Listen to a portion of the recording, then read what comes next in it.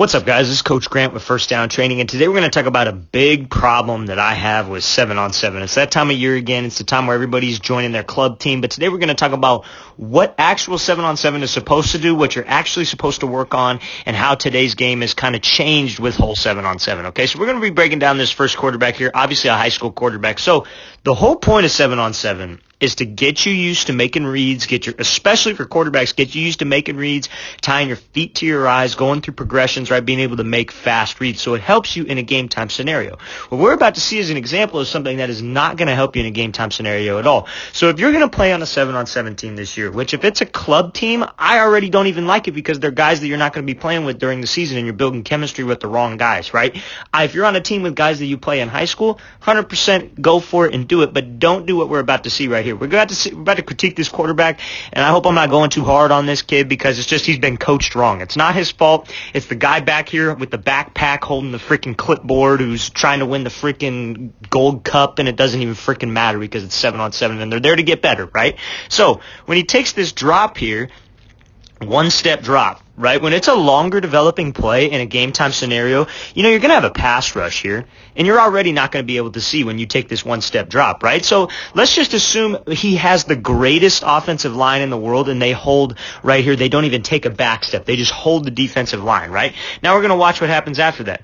One hitch, 2, 3, 4, 5. Even if he has the greatest offensive line in the world, he's going to be getting popped right in the freaking mouth, or he's going to get stepped on, he's going to fall down, or he's not going to be able to see. One of the two, because he's a lot like me when I played. I wasn't the tallest quarterback in the world, right? But because it's 7-on-7, because nobody cares, because nobody coaches it right, he takes 7 hitches up to the line of scrimmage, which is right here. He almost crosses the line of scrimmage from inside the pocket. That screws up your timing. That's not realistic, and that's why guys come into and they're not prepared for the season because they spend all their time with these clowns who call themselves coaches who just teach these 7-on-7 concepts, and they're not real coaches, and they don't focus on stuff like this, and they let receivers take 20 different moves off the line of scrimmage.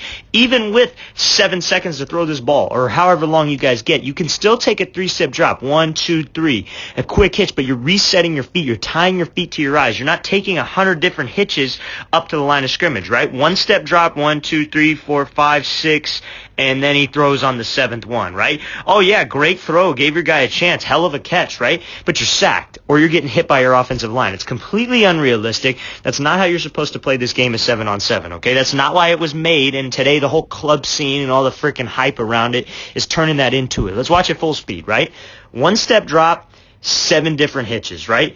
Almost crosses the line of scrimmage. The greatest offensive line in the world, you're still going to get hit in the mouth. Okay, so now here's Trevor Lawrence, right? One of the best quarterbacks in college. This is him at the opening while he was in high school, right? And everybody knows how successful this guy is. He's got a national championship ring, right? Let's watch what he does. 3-step drop. And when he's going through progressions, he's not taking hitches up to the line of scrimmage. He's staying back in the pocket because the Elite 11, they got great coaches. Those are the guys that know how to coach this thing. They've been around. They've played the freaking game. They understand that when you take 7 hitches up to the line of scrimmage, you're going to get popped right in the mouth, right? And it's just one of those things, guys, where you got to get something out of it. It's so pointless. I know teams that charge $600 to $1,000 for freaking a tournament, 2 tournaments a year, where it's just complete garbage because they let their quarterbacks just completely screw around. You're better off working on the things you need to work on with the coach or with the trainer or whoever, and actually getting better, rather than playing 7-on-7 and just so you could get on under the radar. No offense to those guys, those are great guys, but it's ridiculous what's going on right here. So you see, eyes are working to the left, covered, not there. He's not taking hitches while he's making up his mind.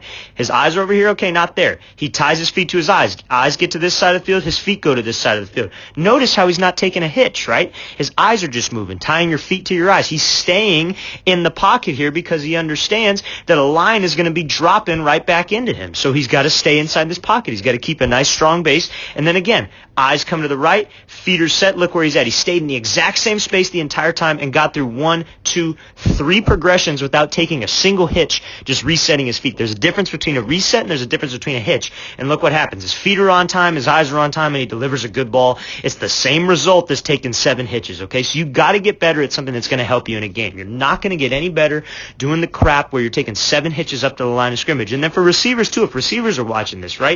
You can't be doing 20 different moves off the line of scrimmage, right? You can't be Oh, especially DBs too. This is what pisses me off. They freaking hold you off the line. It's just a straight up flag. Pass interference, all this crap. It's not real football. And you guys get picked off of a crappy quarterback who takes 7 hits. You're doing backflips and all this stuff. It's not real. You're not getting any better. The whole point of the offseason is to get better. And I can't stand the guys who just play for 7-on-7, right? Oh yeah, well, my 7-on-7 team did this. It's like, oh cool, did you get a ring? Did you win state championship? Did you win your league? No, you didn't. You won a 7-on-7 tournament. That's really cool, man. Good job. That's not real football. So this is what you need to do, okay? This is what you need to take this drop, go through progressions, stay in the pocket, tie your feet to your eyes, not taking 7 different hitches up to the line of scrimmage. All right, guys, I really want to thank you for watching this. I appreciate you listening to me rant about this, but if you're playing 7-on-7 this offseason, just make sure you're getting better. Make sure you're not just playing it to play, and you're not letting these guys scam you out of hundreds, sometimes thousands of dollars to take you to these tournaments that don't matter. Make sure you're actually getting better.